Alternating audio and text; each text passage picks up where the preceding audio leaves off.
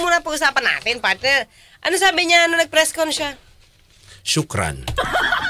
Ending ka na eh. Start muna.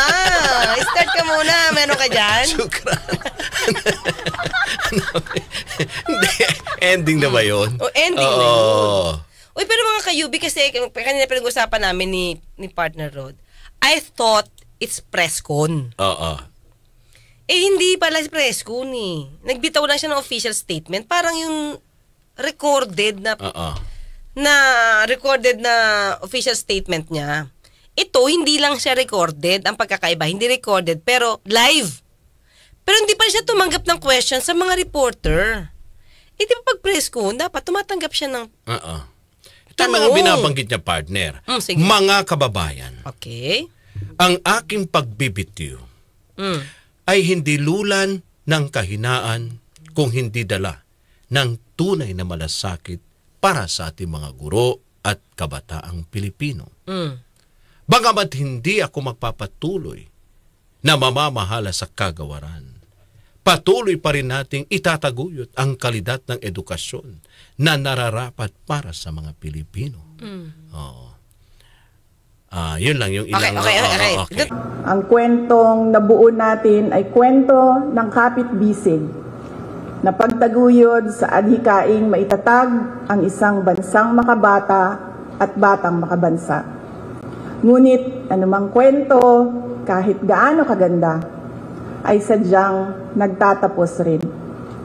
Earlier today, June 19, 2024, I sought an audience with the President and tendered my resignation as the Secretary of Education effective July 19, 2024. I have given my 30-day notice to ensure the proper and orderly transition for the benefit of the next Secretary. Mga kababayan, ang aking pagbibitiw ay hindi lulan ng kahinaan, kundi dala ng tunay na malasakit para sa ating mga guro at kabataang Pilipino. Bagamat hindi ako magpapatuloy na mamamahala sa kagawaran, patuloy pa rin nating itataguyod ang kalidad ng edukasyon na nararapat para sa Pilipino. Hindi man ako ang tumatayong kalihim ng edukasyon, mananatili akong isang ina na nagmamatyag at titindig para sa kapakanan ng bawat guro at bawat mag-aaral sa Pilipinas. Para sa isang matatag na Pilipinas. Mga kababayan, lahat ng ating ginagawa ay para sa Diyos, sa bayan at bawat pamilyang Pilipino. Syukuran. Thank you.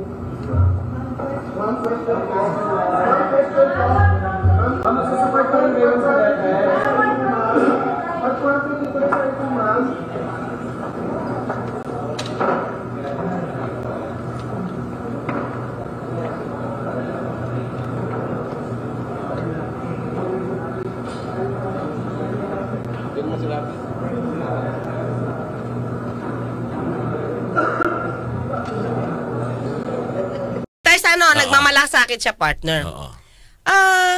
Yung pagmamalasakit ba na yun, na-realize niya na hindi siya yung right person sa posisyon, partner. Alam mo kung bakit? Nung panahon niya, ito lang, partner, may mga teachers na nagluluksa. Nung nag-resign? Ay, hindi siya parang natuwa sila. Natuwa yung mga teacher? Teachers, sabi, lament, worsening education system. That's August 30, 2023.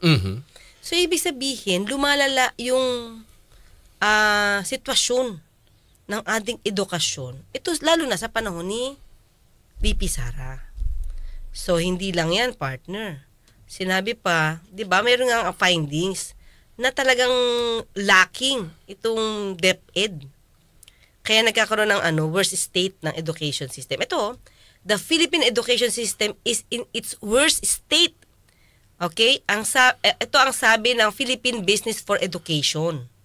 So, yung ranking natin sa 2022 Program for International Students Assessment, hindi ganun kaganda. Oh. So, imagine mo, ilang taon siya? 2 years? 2 years. So, dapat kahit paano, di ba, may improvement na. Kung worse yung pinalitan niya, dapat inangat niya. Kasi ang ano natin, no, ang score natin, ang sabi dito, nag-rank tayo 6 to the last. Bago Partner. pa man siya umupo dyan, partner. 2022 na. Okay. 6 to the last for reading and mathematics. While it scored 3rd to the last in science. So, di ba, kung may ganito ng mga findings, dapat pinagbutihan na ni VP Sara. Ang problema, parang sisindingan niya forte. Hindi siya hindi siya makakilos. Pero, well, hindi naman siguro, partner, din kaagad-agad pwede niyang ayusin lahat ng problema sa Department of Education. Well, especially yung partner, yung sistema ng edukasyon na mayroon tayo. Pero, kung matagal na yan, partner, na problema. Kasi ganito yan, partner. Oo.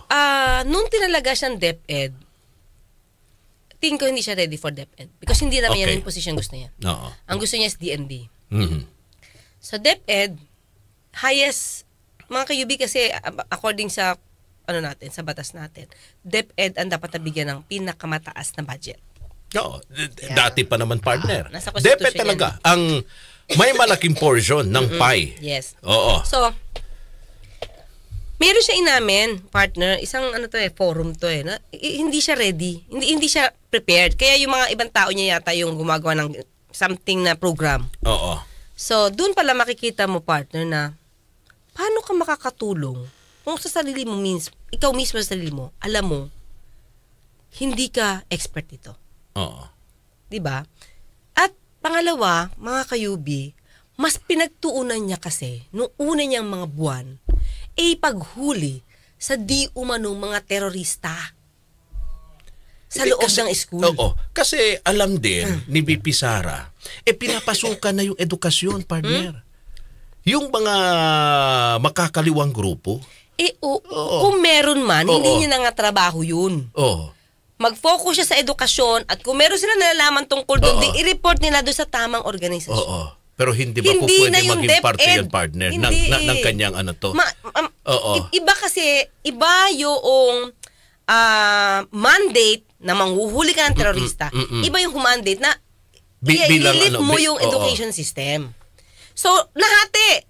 Tapos naging pa siya, vice chair ng NTF-ELCAC. Tapos naging issue pa yung confidential funds kasi ginamit niya kung saan-saan na hindi pang edukasyon.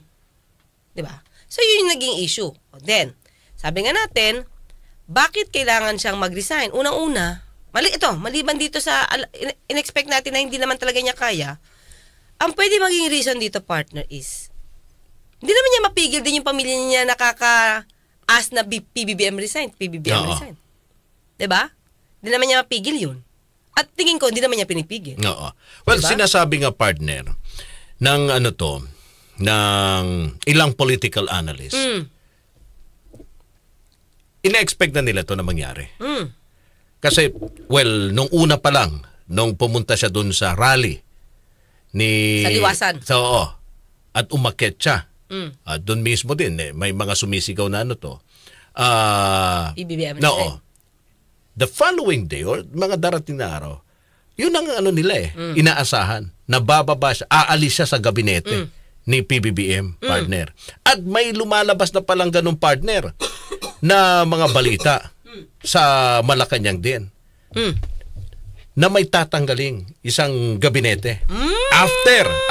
Zona. After nung upakakyat ni VP. Sabi naman ni PBBM, hindi naman siya tatanggalin. Yun lang. Pero doon sa loob, may mga ganun ng partner. May mga ganong...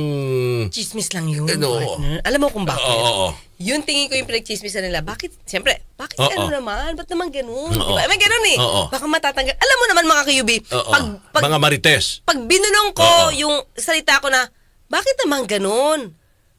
Willing pa ba siya maging miyembro ng kabinete? Oo. Pagpasa mo sa iba partner, iba na yung words. Oo. Iba na. Oo. So tingin ko Nadadagdagan partner, na. nadadagdagan Oo. na. Ang tingin ko partner, isa na sa reason is mahihiya na siya talaga maging miyembro ng gabinete. Oo. Dahil parang hindi naman na sila okay. Especially nung Oo. sinabi niya mga kayubi na yung unit team ay pang-election lang. Wala naman. Wala namang, ang Uniteam kasi, it was a tandem during the elections, no? Ngayon naman, ang trabaho namin is hindi na pangangampanya. Ang trabaho namin is President and Vice President. With regard to our working relationship, wala akong narinig mula kay Pangulong Marcos sa reklamo niya with regard to sa trabaho namin sa Department of Education. Tuloy-tuloy lang yung trabaho. Oo. Isa yun, di ba? Parang doon, winasak niya na talaga eh. Oo. Totally Pero eh. ang akin naman, baka naramdam na rin ni BP Sara na medyo, medyo yung kanyang between her and okay pa. Pero yung mga nasa paligid ni PBBM ay partner, mukhang iniitsapuera na siya. Di ba? Kasi doon pa lang sa pondo eh. At doon pa lang sa ang iniisip niya. Di ba? Nandyan ako sa administrasyon, sinusuportahan ko yung administrasyon, ba't ganun yung treatment? Kaya, well, siguro, dahil ganun ang nakikita ng pangalawang Pangulo, nagkusa na siya. Bakit pa niya hihintay na lalala pa? Kung ganun, papunta naman pala ganun yung tono, partner. Oo. Pag-aalis magbabiyahe si PBBM. Oo. Parang hindi na muna makita yung rapor Oo. ni VP Sara sa ibang mga miyembro ng gabinete na nandoon. Kasi nakikita niya Diba? Nararamdaman niya. Especially yung unang-unang part, Oo. yung unang-unang time na nagsalita si Pangulo Duterte Oo. na tungkol sa yung presidente niyo, Oo. adik. Diba? Oo. Iba yung paano siyang Oo. i-treat noong nakita natin Oo. especially Oo. at that time hindi na siya pinapansin Oo. ni FL. So yun. Ito pa partner, malapit na rin yung eleksyon. Pag hindi pa siya umalis, partner. Unang-una, bakit hindi ako aalis? Bakit hindi ako naman aalisan yan? Wala nang confidential funds yun. Oo. Wala na akong makukuha dyan. Oo. The problem is, partner, di ba nagtatag siya ng mga satellite offices? Tama ba yun? No, meron partner. OVP ba yun o DepEd? OVP. Sa OVP. Oo. Mga kayubi, yung OVP ba? Kasi may nakikita ako dito, bus. Bus. Bus. Anong bus? May mukha niya? Parang yung parang ginagamit ng Supreme Court, ng Justice, yung parang Anong moving, yung moving na sasakyan, tapos nagkakaroon sila ng hearing doon. So, yung bus, para saan naman yun? Hindi partner nakatambay lang yung bus eh. Oh. So hindi ko alam kung anong ginagawa sa malaking bus to ha. Hindi to Oo. ordinaryong bus. Ito yung pwede ka magtrabaho sa loob. Malaki siya. Baka ginagamit sa Diba? sa pagbibigay ng serbisyo, partner. Yung parang Supreme Court on the go, parang may ganun, di ba? May Kasi uso court naman na yan ganun. ngayon may ganong klaseng bus na kino-convert into mobile kitchen, di ba? Para sa pagpapakain. May ganong bus ginagawang hospital on wheel. Pero parang lagi ko nakikita yun, parang wala naman tao eh. Sa loob. Malay mo, baka dun Wala sa... eh. may mga... So, bumili lang sila ng ganito para gamitin, tapos sa akin ang partner, baka mga kayubi nakatenga lang baka ba? nakatenga lang, tapos nagsayang lang ng pera dito. Oo. Baka may napaboran lang na para bumili ng ganitong klaseng vehicle. Diba? So, yun lang. Well, anyway, tingin ko kasi partner, malapit na yung midterm elections. Kailangan ni VP Sara na magtayo ng sarili niya. Kasi pag unit team pa siya, pag nandoon pa siya mga kayubi, hindi siya makakabuo ng sarili niyang slate. Hindi siya makakapag-endorse ng sarili niyang slate. Okay. Bakit? Siyempre unit team sila eh. Oo. So, sino nang pwede mag-endorse? Si PBBM lang. Oo. So anong pwedeng gawin? Di dapat siyang kumalas. Mhm. Pag kumalas siya, partner, hindi na mako-question yung pagtuligsa niya Mhm. sa gobyerno. At hindi na mako-question kung meron siyang 12 senators, senatorial boards na patatakbuhin. At kailangan niya yun, mga kayubi, kailangan niya ng kakampi kung balak niyang tumakbo. For 2028. Yes. Kasi ngayon, lumalabas sa Senado, ilan lang kakampi niya? 4? Mhm. Hindi, kasama si Senator Amy. Okay, Bongo, Senator Robin, Senator Tolentino, Senator Bato, Mhm. Senator Amy. 5 lang. Ang isip nga nila, mananalo pa ba si Senator Amy? So, kailangan niya ng mga kakandidato na pwedeng mag-angat sa mga Duterte. Pero sa tingin mo si Senator Amy mananalo? I mean, lilipat, patutuloy yung kanyang pag-ano doon sa ni Sara, ni BP. Teka lang, bakit? Kukunin ba siya ng PBBM? Tanong natin. Well, hindi natin alam. Ano bang partido ni Ni Senator Amy. Ito, di ba? Tatanggapin ba siya ng iba? Di ba? Mahirap tatanggapin ba siya ng ibang miyembro? Mahirap pang sabihin. Kaya kapatid yun. Oo. Mahirap pang partner, no? Na etong magiging grupo niya. Pero taliwas siya kay taliwas siya kay PBBM. Yung ibang mga binabalak-balak ni PBBM, lahat yun kinokontra niya. Siyempre, para may checks and balances. Oo. Tumataliksa, tama ba? Tumutuligsa. Oo, hindi naman porket kapatid niya yung presidente, parating kung opposition ka, kukunin ka ba sa sila? Kung lagi ka uupo sa partido nila or polisiya ng partido nila, paano kang makakasama sa line-up? Di ba mga kayubi, marami na rin yata alam mo, hindi naman niya tinutulog sa yung yung kapatid niya eh. Hindi, tulad sa niya ibang mga polisiya. Yung mga polisiya. Pero yung polisiya ng mga partner ng administrasyon. Yung mga sumusuporta sa administrasyon, but not directly to the president. Siyempre, hindi kasi kapatid niya yun. Hindi naman kikilos yung mga sumusuporta ni PBBM kung wala din naman basbas ni PBBM. No. Di ba? Yung PI? Same yung naramdaman ni Vice President Sara. Kasi kung partner, hawag niya yung Kongreso, hawag niya yung yung Senado. Siyempre, dapat sana kung sino itong mga sumusuporta sa administrasyon, same na sana sinusuportahan din siya. But hindi, si VP Sara. Ba't ganun ang nangyari, partner? Parang, di ba? Iniwan siya sa ere na hindi man niya nakuha lahat yung suporta na sumusuporta din kay PBBM. Kasi partner, magkaiba kasi. Kasi partner, magkaiba kasi yung tinatahak ni dating Pangulong Duterte. Magkaiba kasi. Si dating Pangulo yun. Pero ang pinag-uusapan natin ngayon, si Vice President. At mayroon siyang sarili partner na pareho lang naman sila. Kung ano yung tinatahak ng tatay, di naman niya yung masusuway.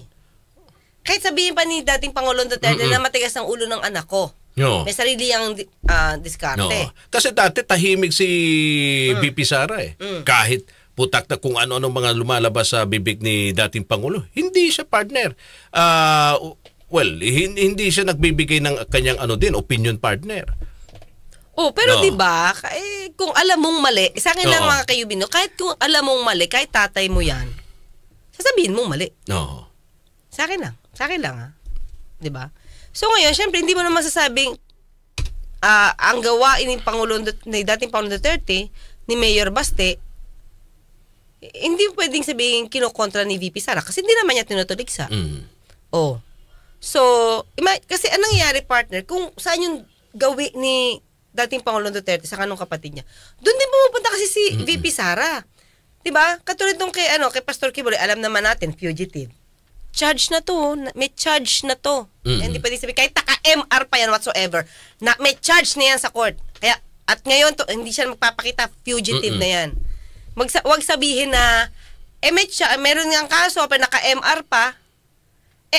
Yung MR, ibig sabihin talo ka sa baba. Diba? So, ibig sabihin, anong nananatili na desisyon, diba? For the meantime. Di kung ano yung naka-charge yan, may charge. So, kahit naka-MR pa yan, partner, charge yan. Tapos hindi ka nagpapakita, fugitive ka. Yan. So, in other words, yung tao na alam ng mga Pinoy na, teka lang, bakit pag ibang tao ang daling hulihin? Bakit yung ibang tao sumusuko agad? Bakit ito porkit may pera, merong kaalyado, may kaibigang nagtatago, hinahayaan nyo. Tapos ang tinutuligsan nyo ngayon, mga kayubi, ang tinutuligsan nila, yung gumanap ng trabaho para sana hulihin yung isang fugitive. Ito, tinuligsa. Partner, maraming umalma. Si ano pa nga, partner? Sa Philippine Coast Guard, sabi niya, buti pa nga ito ng mga polis na tuligsa nila. Pero bakit yung mga Chinese na nambubuli sa Philippine Coast Guard, di nyo matuligsa? Yun. Ba? How ironic. Kapwa mo Pilipino, lumalabas na binubuli ng ibang bansa, wakasay.